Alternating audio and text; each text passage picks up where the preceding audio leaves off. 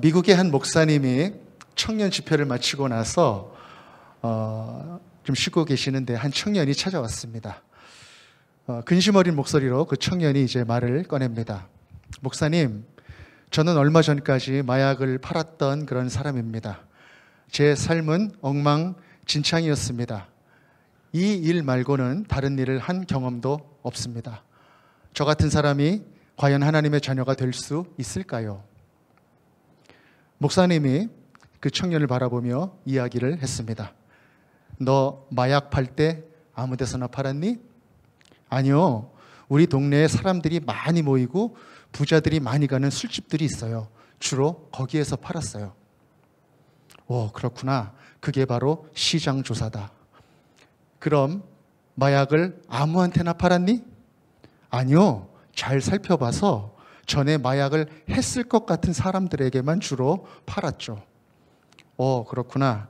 그게 바로 고객 분석이란다. 그럼 그 다음 어떻게 했니?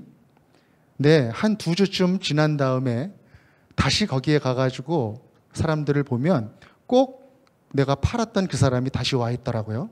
그러면 인사도 하고 담배도 사주고 그랬죠. 그럼 다음에 저를 알아보고 물건을 달라고 하곤 했습니다. 오, 그래. 그게 바로 고객 관리와 신규 수요 창출이다. 내가 보니 너는 이미 모든 준비가 다 되어 있다. 이제 취급하는 아이템만 바꾸면 된다. 너는 잘할 수 있을 거다. 새로운 삶을 살 수 있을 거다. 그 청년의 얼굴이 어떻게 변했을까요? 절망에서 희망으로 얼굴이 변했습니다. 여러분, 그 얼굴이 보이지 않습니까? 그렇습니다. 인간은 누구나 격려가 필요합니다. 다들 실패와 좌절을 당하죠. 두렵기도 하고 또 외로움도 느끼게 됩니다. 그럴 때 필요한 사람이 바로 우리를 격려해주는 바로 그런 사람입니다. 똑같이 상황은 좋지 않지만 격려를 받느냐, 받지 못하느냐, 거기에 따라서 그 이후의 삶이 완전히 바뀌게 되는 것이죠. 진실된 격려의 말은 오랫동안 마음에 남습니다. 여러분 지금도 기억하고 있는 전에 만났던 그 어떤 사람의 말, 격려의 말, 위로의 말, 그 말이 많이 기억에 남아 있으실 겁니다. 옆에 이런 격려자가 있다는 게 얼마나 큰 행복일까요? 그렇기 때문에 여러분들 자녀에게도 많이 격려를 해주시기 바랍니다. 속에서만 이렇게 올라와도 많이 격려를 해주시기 바라고, 또 주일학교 학생들, 여기 선생님들도 계신데 많이 격려를 해주시기 바랍니다. 또 함께 사역하는 우리 교우분들 서로 이렇게 격려해 주시고 진정으로 많이 위로해 주시기를 바랍니다. 이 격려도 창조적으로 해주는 격려가 있는 것 같습니다. 상황이 아무리 절망적이더라도 그 안에서 긍정적인 요소를 잘 발견해서 정말 마음에 와닿는 그러한 격려를 해주는 사람들이 있죠. 진정한 격려자는 절망적인 상황에서도 한 조각의 긍정을 발견해내는 그런 사람이 아닌가 생각을 해봅니다. 그 가능성을 일깨워주고 따뜻하게 힘을 불어넣어주는 사람이죠. 여러분, 우리에게 그런 격려자가 있다면 얼마나 좋겠습니까? 그러나 여러분 안심하십시오. 우리에게 그런 격려자가 있습니다. 바로 우리 하나님이십니다. 우리 하나님이 우리를 격려해 주십니다. 위로와 격려의 하나님, 상처난 마음을 꿰매고 다시 일으켜 주시는 분이 바로 우리 하나님이십니다. 하나님은 격려의 대가이신데 그것도 그럴 것이 하나님의 이름, 성령님의 이름이 바로 격려자라고 하는 그런 뜻입니다. 보혜사라고 하는 뜻의 헬라어가 파라클레토스라고 하는 헬라어인데 그 말의 어원이 되는 이제 동사형이 파라칼레오라고 하는 단어입니다. 이 단어의 뜻은 옆에서 말해준다, 위로한다, 격려한다라고 하는 그런 뜻을 가지고 있습니다. 성령님의 사역은 그 이름에서부터 격려하시는 사역이다라고 하는 것입니다. 격려하시는 하나님은 상처받은 자녀를 직접 찾아가셔서 그렇게 격려하십니다. 살다 보면 인생에 카운터펀치를 맞고 주저앉아 있는 그런 사람들을 직접 찾아가셔서 따뜻하게 위로하시고 다시 일으켜 세우신다는 것이죠. 여러분, 졸지에 살인자가 되어서 미디안 광야로 도망가 있던 도망자 모세를 기억하시죠? 40년 동안 피해 있던 그를 하나님은 찾아가십니다. 그리고 이스라엘을 애굽으로부터 인도하라. 내가 너와 함께 하겠다. 그렇게 따뜻하게 격려를 하십니다. 그러나 모세는 정체성도 다 잊어버리고 자존감 제로인 상태였습니다. 그래서 모세는 그 일을 자기가 하려고 했었던 그런 일이었음에도 불구하고 까맣게 잊어버리고 못한다고 핑계를 대면서 버티게 됩니다. 그 핑계도 아주 꼼꼼하게 핑계를 댑니다. 미리 생각해 놨던 것처럼. 그 사람들한테 하나님을, 보이지도 않는 하나님을 어떻게 소개해야 될까요? 그리고 그들이 내 말을 안 믿을 건데요. 바로 왕이 나를 거절할 건데요. 저는 말도 할 줄 모르는 그런 사람인데요. 하나하나 핑계대를 대면서 그렇게 이야기를 합니다. 그러나 하나님은 그때마다 하나하나씩 또 꼼꼼하게 이야기를 해주시면서 설득하시고 그 안에 있는 비전들을 일깨워 주셨습니다. 격려를 잘하려면요, 꼼꼼한 그런 면도 좀 있어야 될 것 같고, 또 뭐라 그래야 될까, 인내심도 참 많아야 될 것 같습니다. 오래 참는 것이 사랑이라고 했는데 사랑의 마음이 격려를 하는 것 같습니다. 여러분, 또 베드로를 기억하시죠? 나는 절대로 예수님을 배반하지 않겠다. 그렇게 이야기했던 베드로가 졸지의 순간에 3번이나 배반하는 사람이 되었잖아요. 좌절의 늪에, 패배의 늪에 빠져버린 베드로. 자기 스스로는 나을 수 없는 그 절망의 한가운데 있었던 그 베드로죠. 그래서 고향으로 돌아가서 어부일을 하고 있었던 그 베드로를 누가 찾아갑니까? 예수님이 찾아가시는 것입니다. 그리고 물어보십니다. 내가 나를 사랑하느냐? 내가 나를 사랑하느냐? 내가 나를 사랑하느냐? 3번 부인하면서 가슴을 뻥 뚫린 것 같은 그러한 상처를 가지고 있는 베드로에게 꼭꼭 눌러서 한 번 물어보고 다짐받고, 한 번 물어보고 다짐받고, 또 한 번 물어보고 다짐받고, 그렇게 무너져 있던 베드로의 심령 깊숙한 곳을 찾아가서 일으켜 세우시는 것입니다. 아무도 찾아갈 수 없었던 거기까지 우리 예수님은 찾아가신다라고 하는 것입니다. 여러분, 진정한 격려자는 그 사람을 깊이 보는 사람입니다. 그 영혼을 공감의 눈으로 바라보면 참된 격려가 시작이 된다라고 하는 것입니다. 여러분, 오늘 본문 말씀은요, 또 하나님께서 또 한 번 성경에서 격려자의 모습으로 나타나신 그 말씀이죠. 엘리야를 격려하시는 하나님의 말씀입니다.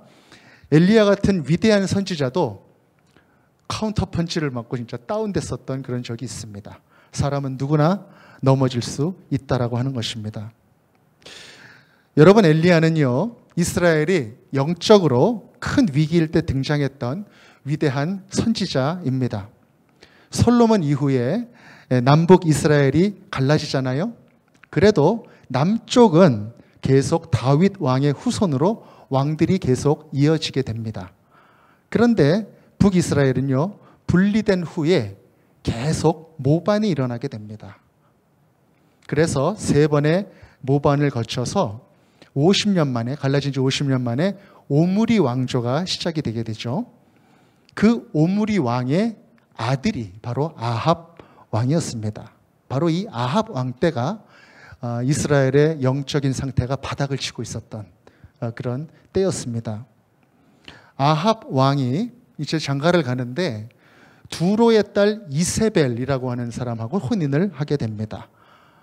이때 두로와 베니게의 신이 이제 이스라엘로 들어오게 되는 것입니다. 지금 레바논 지역인데 그쪽에서 섬기고 있었던 신이 들어오게 되는 것이죠. 그 신이 어떤 신입니까? 바로 바알과 아세라 신이었다는 것입니다.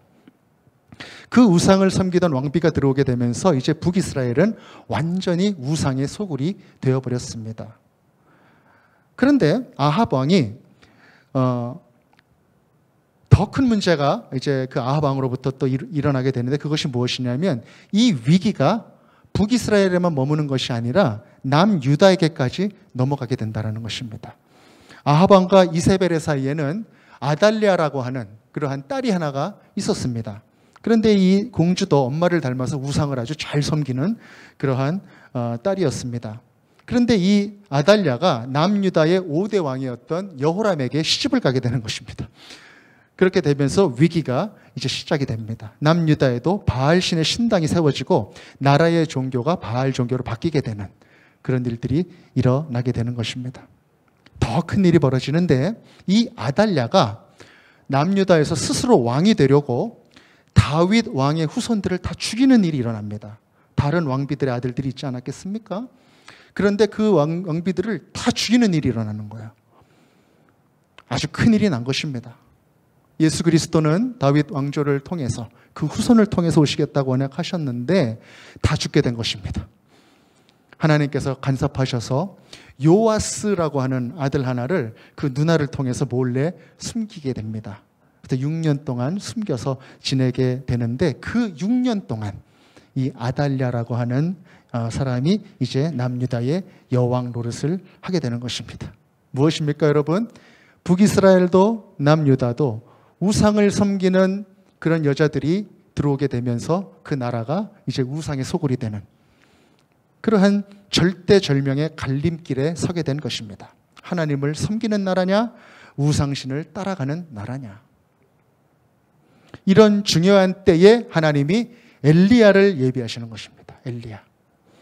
엘리야를 통해서 거짓 선지자들과 영적 대결을 하게 하시는 것입니다. 아주 훌륭한 선지자고 중요한 선지자입니다. 열왕기서는 그래서 왕들의 역사가 계속 기록되는데, 아주 비중이 크게 두 선지자의 이야기를 아주 크게 기록을 하고 있는 이유가 바로 그것입니다. 엘리야와 엘리사. 그때가 너무너무나 이스라엘의 운명에 있어서 중요한 시기였기 때문에 그렇다는 것이죠. 그렇게 위대했던 선지자 엘리야.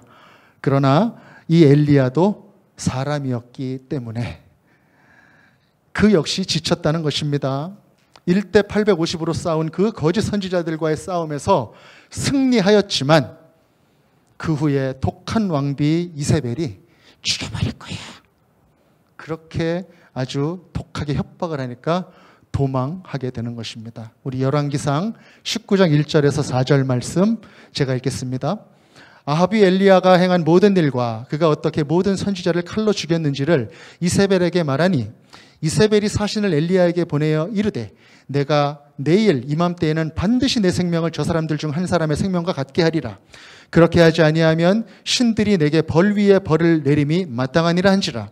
그가 이 형편을 보고 일어나 자기의 생명을 위해 도망하며 유다에 속한 브엘세바에 이르러 자기의 사환을 그곳에 머물게 하고, 자기 자신은 광야로 들어가 하룻길쯤 가서 한 로뎀나무 아래에 앉아서 자기가 죽기를 원하여 이르되, 여호와여 넉넉하오니 지금 내 생명을 거두시옵소서. 나는 내 조상들보다 낫지 못하니이다 하고. 여러분, 성령이 강하게 역사하시는 곳에는 악한 영도 그만큼 강하게 역사하게 되는 것입니다. 은혜를 받으면 꼭 은혜를 놓칠 만한 일이 꼭 찾아옵니다. 참 신기하게도. 여러분, 그때 어떻게 해야 합니까? 영적으로 분별해야 되는 것입니다. 그리고 대적해야 되는 것입니다. 그냥 열심히만 하면 그것이 사라지는 것이 아닙니다. 그것을 영으로 분별해내고 그것을 예수 그리스도 이름으로 성령의 능력으로 대적해야 된다라고 하는 것입니다. 그리고 무찔러야 되는 것입니다. 그래야 막혔던 혈이 뚫리고 영적인 길이 확 일어나게 되는 것이죠. 그런데 안타깝게도 엘리야는 그렇게 못합니다. 3절에 보니까 도망치게 되고, 또 4절에 보니까 나를 좀 죽여달라, 그렇게 깊은 영적인 침체에 빠져버리게 되는 것이죠. 사실 이 엘리야의 피난 생활은 이번이 처음이 아닙니다.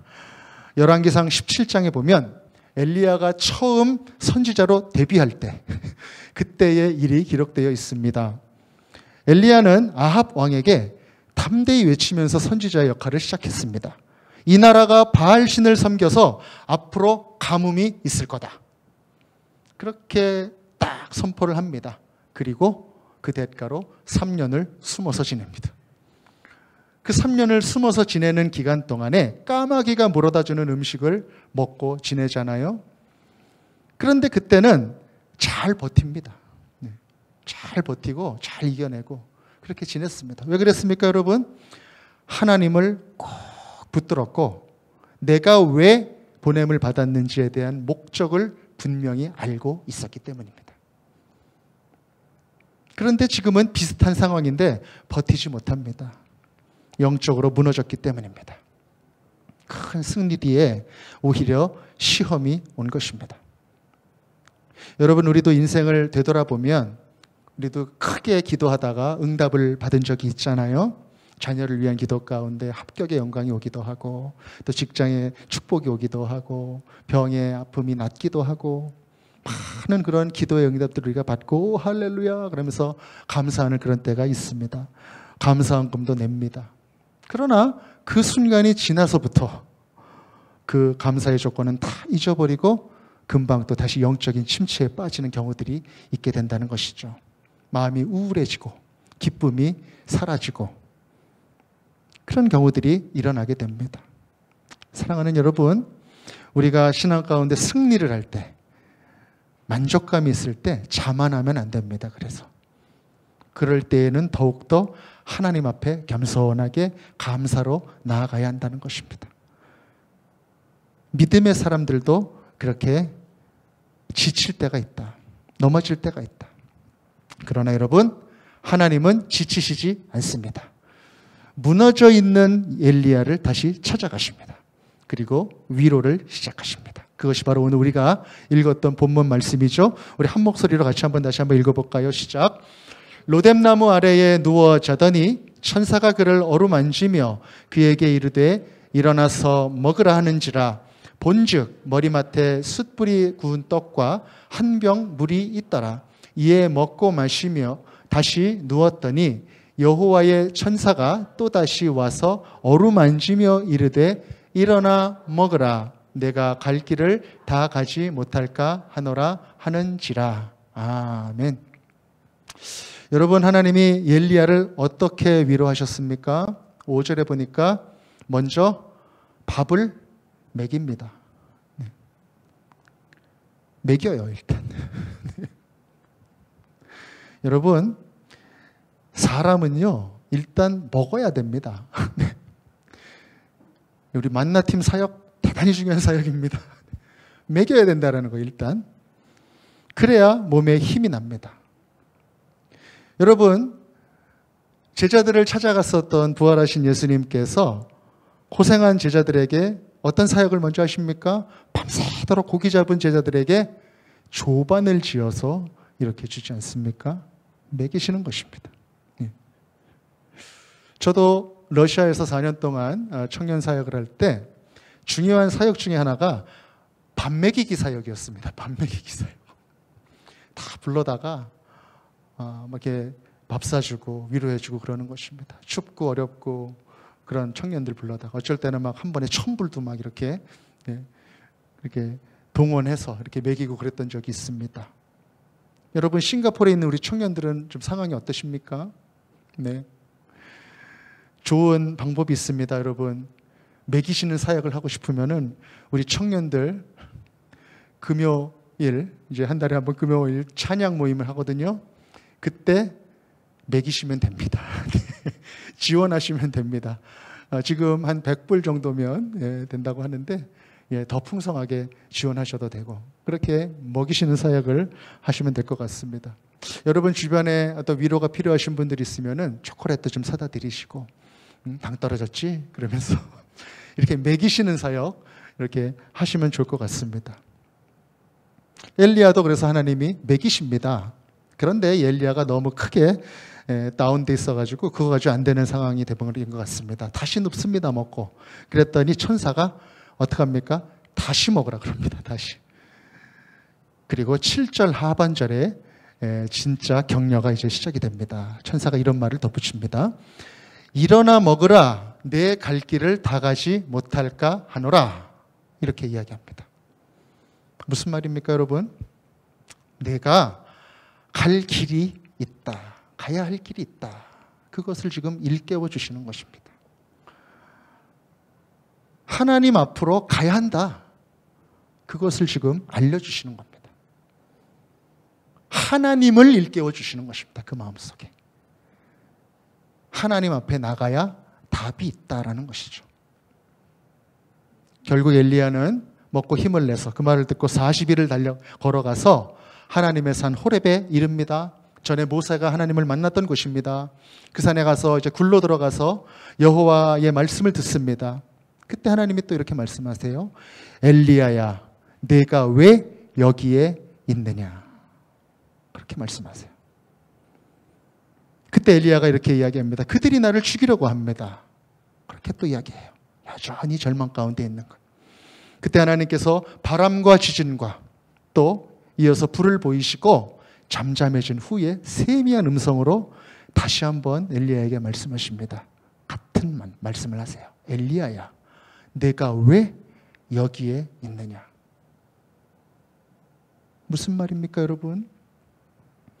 엘리야야, 지금 네가 있는 그 낭망의 자리는 내가 있어야 할 자리가 아니다.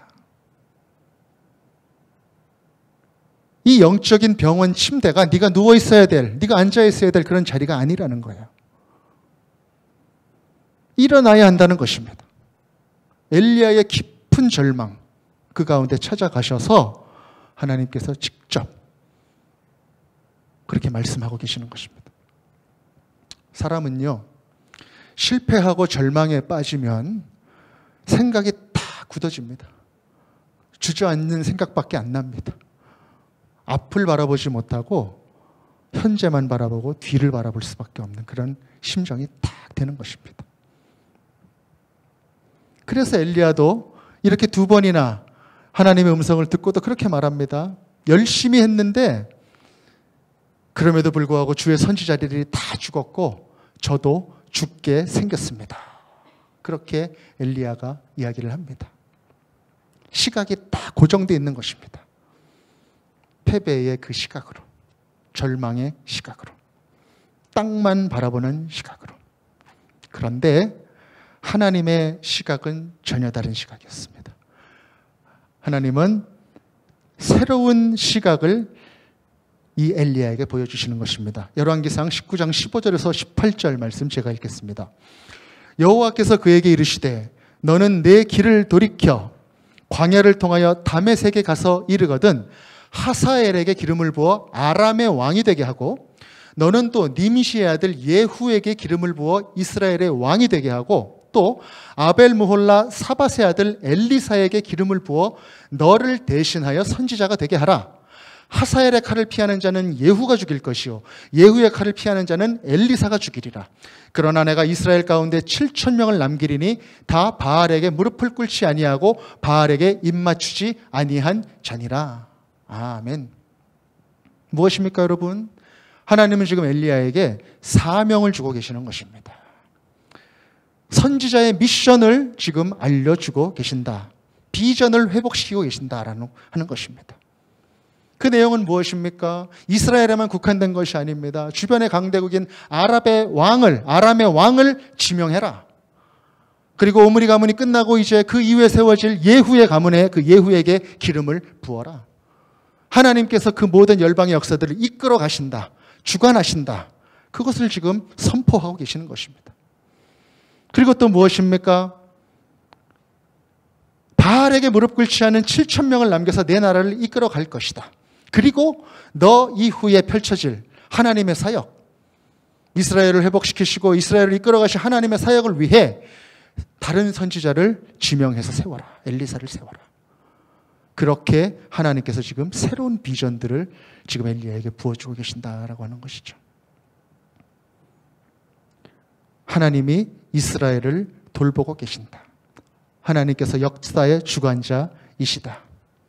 밥을 먹이신 하나님께서 지금 엘리야에게 비전을 먹이시고 계시는 것입니다. 그렇게 하나님은 엘리야를 다시 일으켜 세우고 계십니다. 사랑하는 여러분, 우리가 인생 살면서 또 교회에서 사역을 하면서 언제 힘이 들까요? 바로 비전을 잃어버릴 때 힘이 드는 것입니다. 자녀를 위해, 가정을 위해, 교회를 위해 열심히 기도하다가 교회 고난이 찾아오고 실패가 찾아오게 되면 기도 제목을 어느 순간에 잊어버리게 되고 절망 가운데 나를 집어넣게 되고 그때 힘이 들어지는 겁니다. 그때 하나님께서 우리에게 주시는 격려의 방법은 무엇입니까? 비전과 목적을 다시 보여주시는 것입니다. 불러주신 이유, 모이게 하신 비전, 그것을 다시 우리에게 회복시키시는 것입니다. 사랑하는 여러분, 하나님의 부르심을 회복하십시오. 하나님이 주신 음성을 기억하십시오. 내 인생에 역사하시고 지금까지 인도해 주신 하나님의 뜻을 상기하십시오.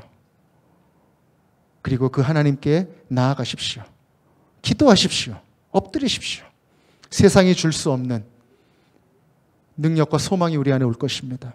내가 아무리 다짐하고 자가발전해도 채워지지 않았던 그러한 내 안에 진정한 능력이 하나님께서 우리에게 비전과 소망을 채워주실 때 우리에게 생기게 될 것입니다.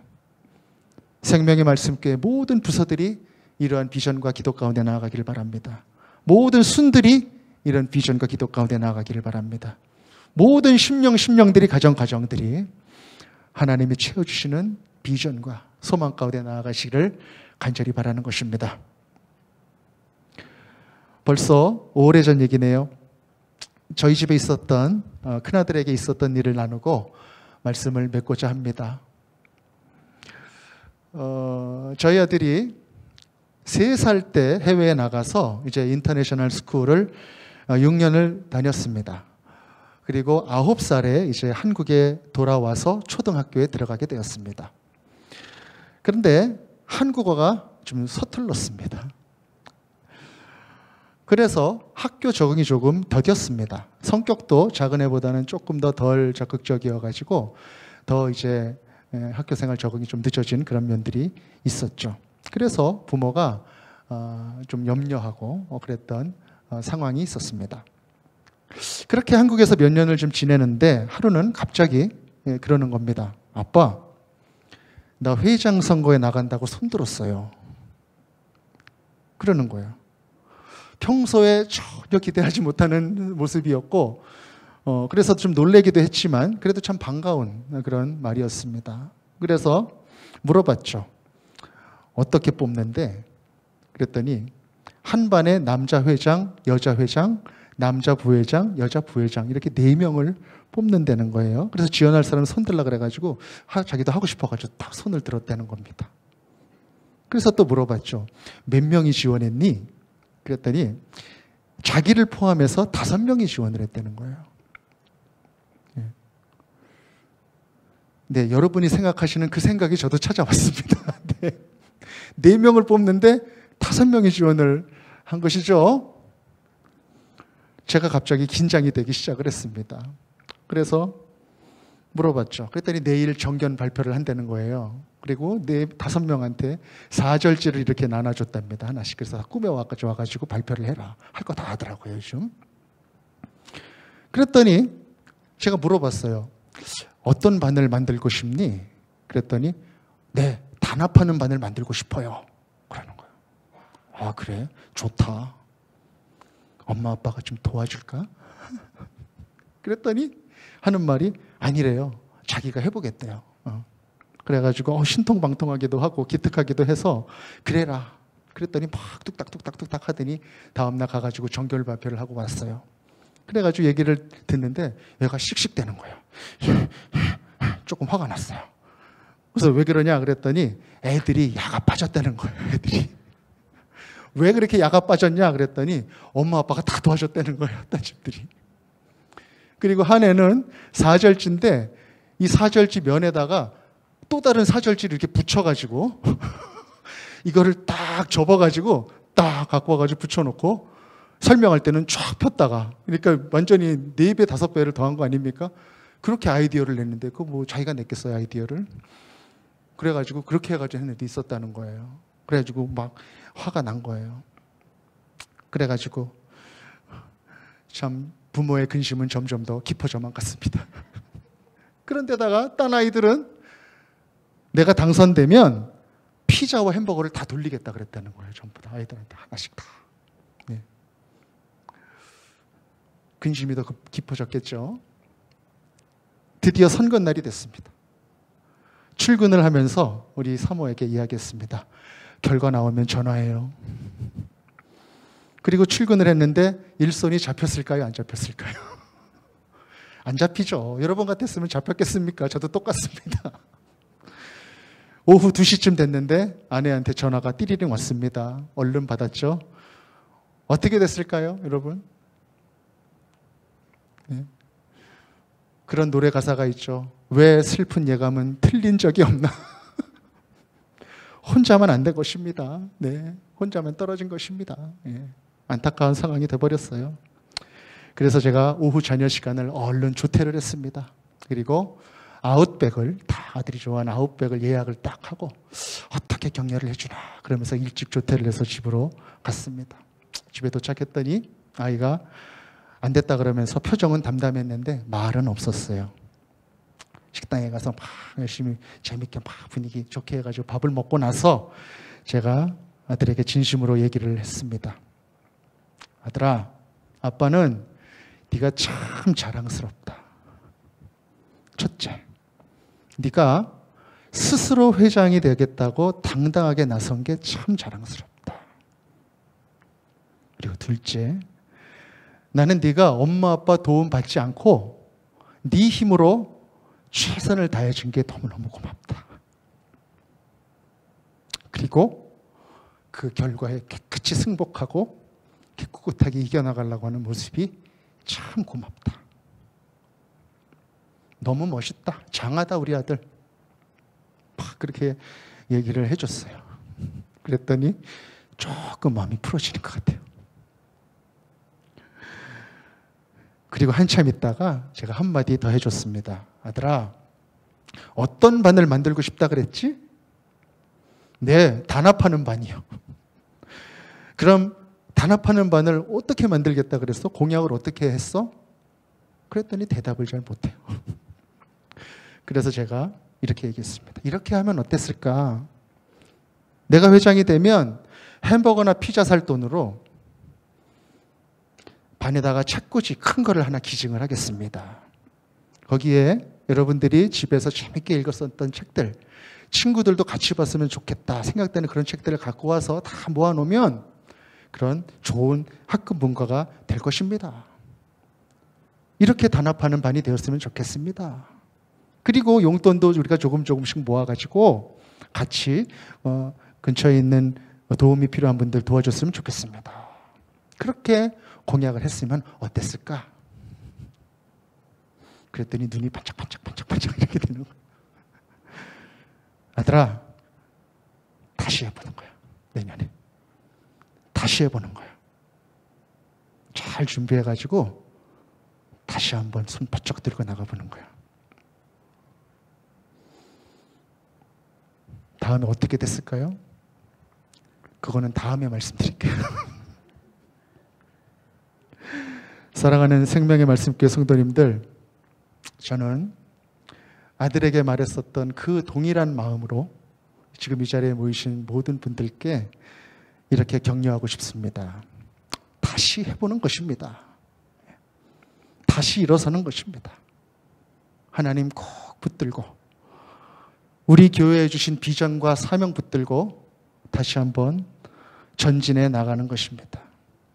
우리 모두에게 허락하신, 동일하게 허락하신 싱가포르에서의 그 삶, 우리의 가정도, 우리의 건강도, 우리의 꿈도, 우리의 미래도 다 우리 주님께 의탁하고 다시 한번 일어서서 나아가는 것입니다. 할 수 있습니다. 잘 될 수 있습니다. 하나님의 비전이 우리 가운데 있습니다. 그것이 우리를 향한 하나님의 뜻입니다. 이사야 41장 10절 말씀을 통해 하나님 우리를 격려하십니다. 두려워하지 말라. 내가 너와 함께 함이라. 놀라지 말라. 나는 내 하나님이 됨이라. 내가 너를 굳세게 하리라. 참으로 너를 도와주리라. 참으로 나의 의로운 오른손으로 너를 붙들리라. 그렇게 우리 하나님이 우리를 격려해 주고 계십니다. 격려해 주시는 그 하나님, 그 성령님의 손을 꼭 붙들고 우리가 나아가기를 소망합니다. 우리 사랑하는 생명의 말씀교회 모든 성도님들 한 분 한 분이 주님께서 주시는 새로운 비전과 소망을 가지고 삶의 자리에서 담대히 나아가 승리하는 그런 모든 분들 되시기를 우리 구주 예수 그리스도 이름으로 간절히 축복합니다. 아멘.